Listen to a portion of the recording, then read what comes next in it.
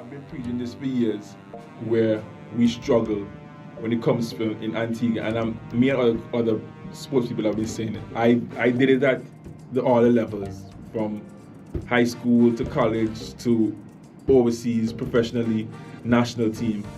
We have a tendency here in Antigua, you're playing sports, when exam time come, you're not good this and that, you have to go study this and that. But wouldn't the schools do that? Wouldn't the schools actually put a halt on that? Or put a pause on that? This is what I'm saying. But these are the same parents who run behind you when they want their kids to get a scholarship, when they want certain things. When you go overseas now, you have to balance school and sport. Mm-hmm. They go hand in hand. So you have to teach them from an early age the importance of both. Mm-hmm. Not just, me good at football. Yeah, remember now, you can be the best football player ever. But if you can't maintain that 2 whatever GPA, you're not eligible to play. Because obviously when you get from the high school level, it's on to college. Mm-hmm. And then on to college is the professional. Mm-hmm. So when you're in school, I remember at one point in time when I was struggling at one point in time, I had to get a tutor in college. Because the coach was like, hey Reef, you're falling a little bit, and remember, if you don't maintain this certain, so you're not able to play. So you can be the best player ever. Football, basketball, whatever sport. If you don't have that balance of education, you're never going to see any playing time. Right. So, but I think we don't do a good job here in starting from beginning in teaching the importance and them balancing it. So when they go over, it's just like a continuance. That's the difference between us and other regions and overseas. You know, they balance that. When I'm on the road from a Saturday, Sunday night, and I have to come back, get in 1 o'clock in the morning on Sunday, and I have a test at 7, 8 a.m. When I have 5 o'clock weights, and I have a class at 8 a.m. When I'm leaving from class from 8 to 12, I get a little time to get lunch at 1 o'clock. I have study hall from 2 to 3. I have practice from 4 to 7. I get a half hour before the cafeteria closes to get food. I have that night to do my homework, to turn around and do it over again the next day. If you come from a system where you're not doing that, that's a huge shock to you. Mm-hmm. Yeah, it's a culture shock to you. You know what I mean? And I don't think we're doing a well enough job in getting them grounded enough. Or you see somebody that, boy, you can't play no more. You kill the school league, you kill that. When you go college, Yeah, because I don't think, because as we were talking about curriculum earlier, because it's not really tied into the curriculum, and it's more so treated as an extracurricular activity as opposed to an actual part of the school system. But you know, that's funny you said so. Doing like, I remember at one point in time, I think who's over there? Others? Davis? Not Davis. Is Robert his name? Robert. Robert comes to get a man, because the man don't come to school, but game time then day. But hey, you come to school for the week now. Principal Foster Robert. You come to school for the week, so just take off the jersey day. Yeah. You have to, because that's the thing. You want to play football? All right, then come to class, maintain your grades. You have to maintain standards. I heard a story this week that Australia now has put cricket as a subject that you take at school. Well, yeah, you know who they are. You know who they are. Australia is a huge, in terms of culture, in terms of cricket. Why not? The breakdancing. India is even bigger. And they revere us, you know. The breakdancing lady.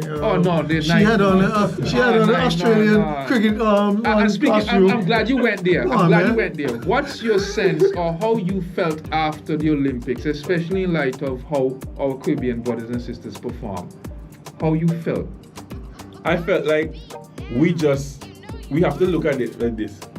We've been spoiled with Usain over the years. And all the others have come after him. So we have this spoiled. Spoiled how? Spoiled how? Spoiled because we don't know when you look for the Usain Olympics, we don't know medal will come gold.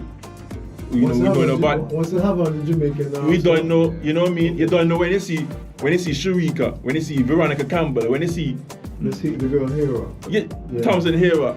Yeah. You know what's coming. Right.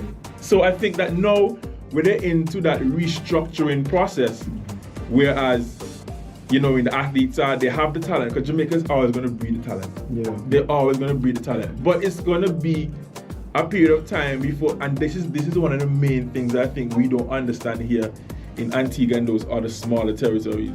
How much blow did Usain get on the youth stage and before he turned into that beast he turned into? It didn't happen overnight. The icon that he turned into. We here have a culture, and I've said it all the time.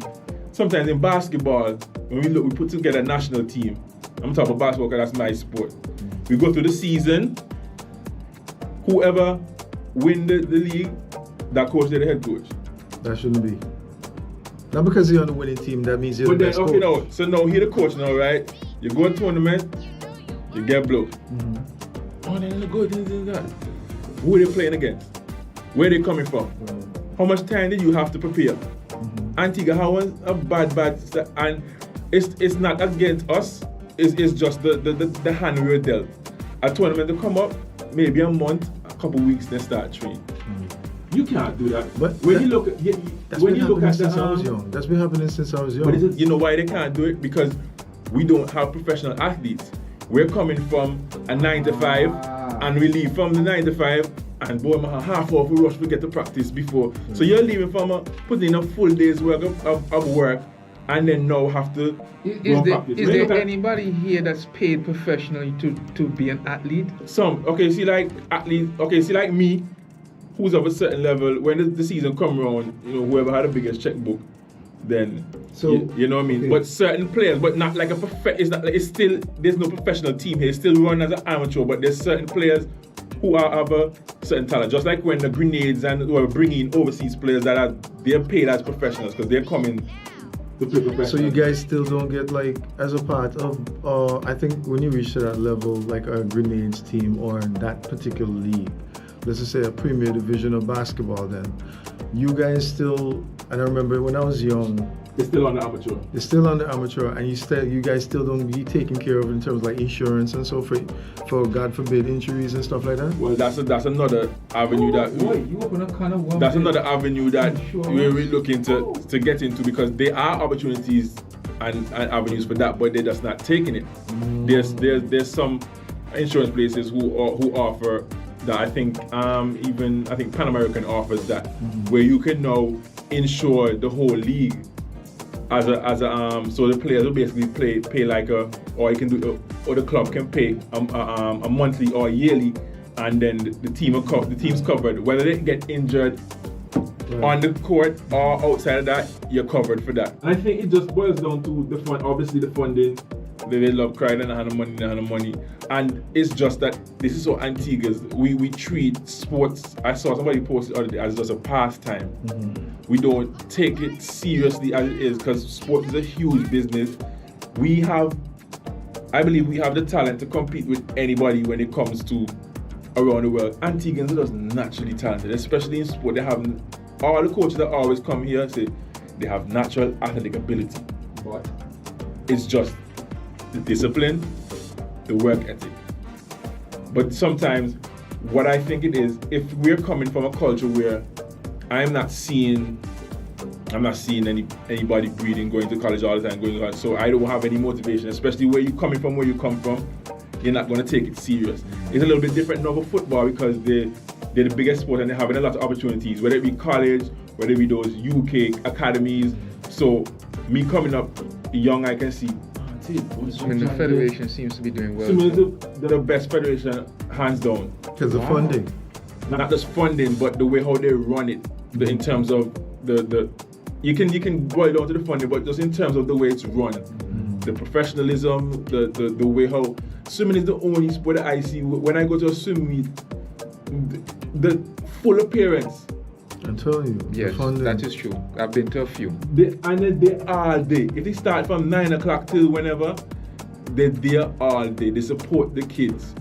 And that is a huge factor. When a kid look up in the stand and he sees his mother, his father, his brother, whatever, cheering him on, it's a motivation. It's an adrenaline thing.